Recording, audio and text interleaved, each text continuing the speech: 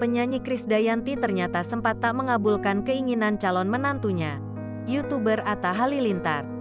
Menurut ibu kandung Aurel Hermansyah tersebut, Atta sempat mengutarakan ingin bertandang ke rumah demi menjalin hubungan baik.